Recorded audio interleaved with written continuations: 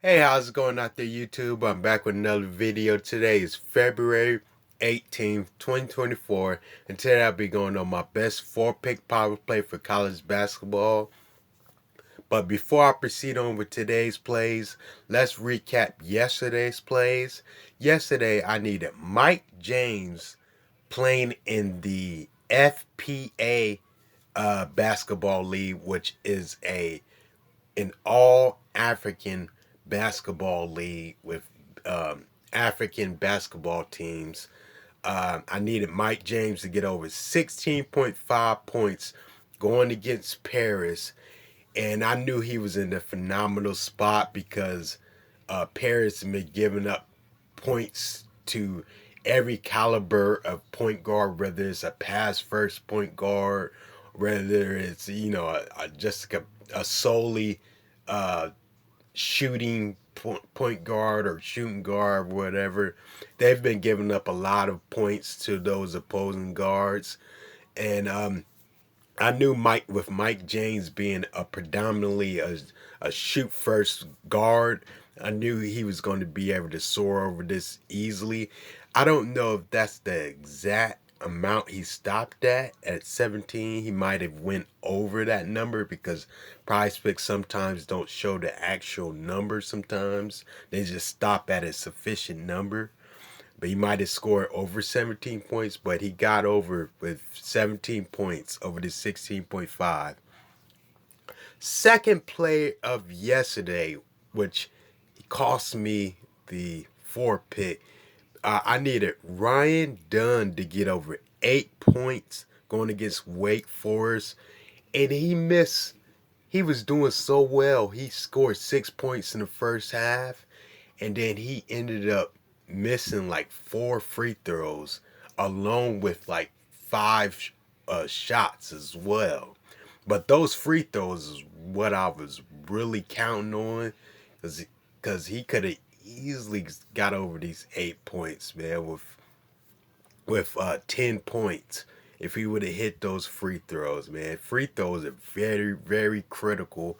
And, a lot of players always either splitting free throws or missing free throws back to back or just something. So if he would have hit those free throws, he would have definitely got over this line right here. But free throws, man, are very critical. So he didn't get it done. So that fell short. Then my third player of yesterday, I needed Mikhail Pevy to get over 10.5 points going against Kansas State University, and he got over with 15. He got to the free throw line at least 3 times. He missed a couple of free throws as well. He probably would have had like 17 points in this game. And yeah, I knew he was in a phenomenal spot, going against a lot of players that like to hack a lot. So, and he's just a player that just he don't like try to like take a lot of 3 pointers, which I love. He loves to drive it to the basket a lot. So I knew he was in the phenomenal spot to get over these 10.5 points. And then my last play of yesterday, I needed Dan Skillings Jr. to get over 12.5 points going against. Actually, let me go back. Mikhail Pevy actually scored 26 points. That's another prime example of, not showing the actual score. He scored 26 points yesterday. I forgot. Yeah, he went crazy yesterday, man. That guy is phenomenal. Yeah, he went way over the 10.5. And then I needed Dan Skillings Jr. playing for Cincinnati to get over 12.5 points going against University of Central Florida, and he got over with 15 points. He could another one that was missing free throws as well. He could have went well over this 12.5, but he's another one that missed a couple of free throws.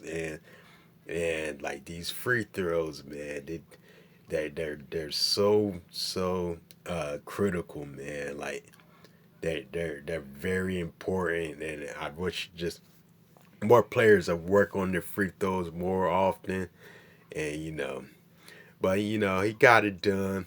So I'm looking to bounce back. Let's get right over into the plays.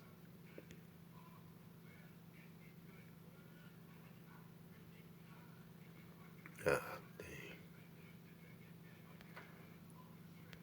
oh man, my internet.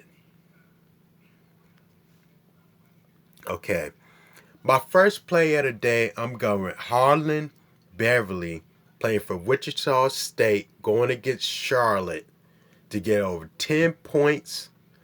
Now, Harlan Beverly, what I like about him, he's a I love the fact that he's another guard that doesn't like to take a lot of three pointers. Most of his points are coming from the paint area. He gets a lot of layups, man. Like this guy, I love that how he drives into the basket for those layups, man. He's always in that paint area. He'll take three pointers, but not as much he's in that paint area getting those layups and those floaters and such. And he knows how to draw fouls as well. And he's going to get Charlotte, who they do give up a lot of points to the opposing guards.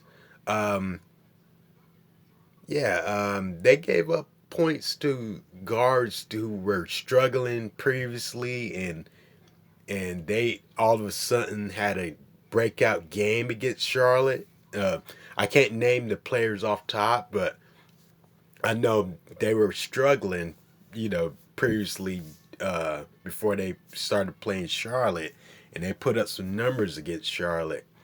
And I think Harlan Beverly, he's been very consistent throughout the whole year. He's averaging 10.6 points on the season. He's averaging 10.6 points on the season. And he's been over this number last 3 out of 6 games. And he just barely fell short with against FAMU with 8 and then Memphis with 7. But the one thing about him, for his prop to be so low, he is a high volume shooter, man. Man, one game he put up 17 shots in one game, man.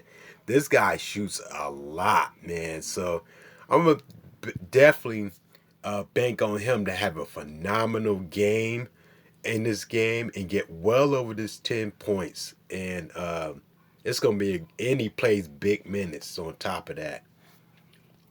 Okay, my second play of the day, I'm going with Brandon Smith going against Ohio State to get over 19.5 points plus assists. Brandon Smith, man, this guy has been on fire with both the points and assists. He's averaging like 14 points on the season, and he's averaging maybe about seven assists on the season. This guy is phenomenal with the scoring and the assist playmaking. And Ohio State in general has been giving up a lot of points to the guards. So I think Brandon Smith can potentially get over this number with just points alone.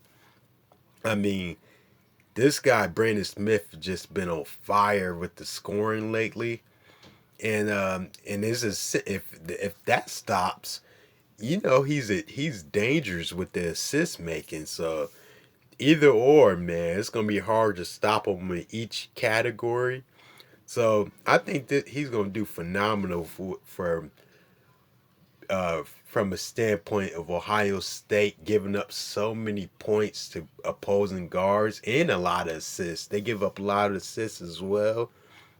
And just Ohio State as a team has just been falling apart. They're not living up to that reputation that they had like, years ago. This ain't the same Ohio State team this year. So they're starting to crumble. So I think Brandon Smith should have a phenomenal game and get well over these 19.5 points plus assists. Third pick of the day, I'm going with Darius Hannah playing for Bradford. Yeah, I think that's Bradford. Going against University of Northern Iowa to get over 6.5 rebounds. The reason why is because I noticed University of Northern Iowa doesn't have great rebounders at all. Like all their rebounds are coming from the guards. Like that's just crazy. Like their forwards are barely getting guards. They capping out at like 5 rebounds or 4 rebounds. Like their center, I saw the center only grabbing like 3 or 4 rebounds a game. Like he does kind of good scoring wise, but his rebounds accountability is just well off. And Darius Hannah, he's been pretty consistent with the rebounds, man.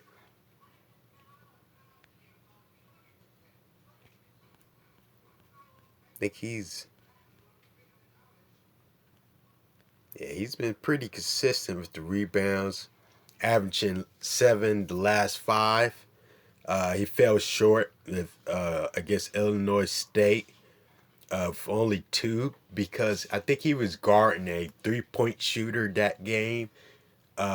You know, but in this game, I think he's gonna do phenomenal, man. Like he's very aggressive in the hole, man. He knows how to get a lot of offensive rebounds. Man, he follows his shots a lot. So I think he should do phenomenal. And like I said, University of Northern Iowa, they don't have great rebounders. So I think Darius Hannah is going to be in a phenomenal spot to get over these 6.5 rebounds. Last play of the day, I'm going with Devion Smith playing for Utah to get over 21.5 points, rebounds, and plus points, plus rebounds, plus assists going against UCLA. Devion Smith, this guy is averaging 11.3 points. I think what 5.6 rebounds and 5.9 assists on the season. And this guy is just phenomenal. He's in a phenomenal spot as well. Uh, he could potentially get over this with just points alone, man. This guy, he's going against Dylan Andrews, who constantly fouls a lot. Um, I mean, and he's going against BJ Mack. I mean, not BJ Mack. What's his name? Max Sabian Mack or something like that. But they foul a lot. Dylan Andrews and Sabian Mack, they both foul a lot. And this team, UCLA team, gives up a lot of assists as well. Gives up a lot of rebounds. I mean, this guy Damian Smith, man, sometimes have games where he grabs like 11 rebounds, man. That's his season high. He grabbed 11 rebounds. And his assist ability, I think he had like over 10 assists a few times, man. This guy's he's a all around guard. I mean, I think he should do phenomenal in this spot right here. And you go over to his last 5. He's been soaring over this number.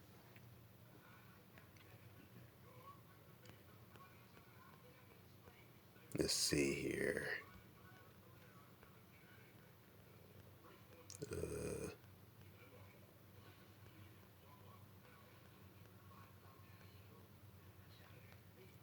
Yeah, he's been soaring over this number. Last game against USC, he had 35 points, rebounds, and assists. Fell short against Arizona State University with only 15. Arizona, he had 35. Colorado, he had 37. And then Washington, he went 4 points over with 25. Well, 3.5, 4.5 points over with Washington with 25. So he's averaging 29.4 the last five.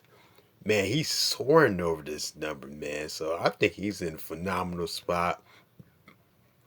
Going against UCLA, who gives up a lot of points, rebounds, and assists to opposing guards. So I'm a bank on Davion Smith to have a phenomenal game and get well over this 21.5 points, rebounds, and assists. And he gets great minutes, at least 30 plus minutes a game. Thank you guys. I want you guys to like, comment, and subscribe. And then tell me some of the plays that you guys have in the comments. Thank you.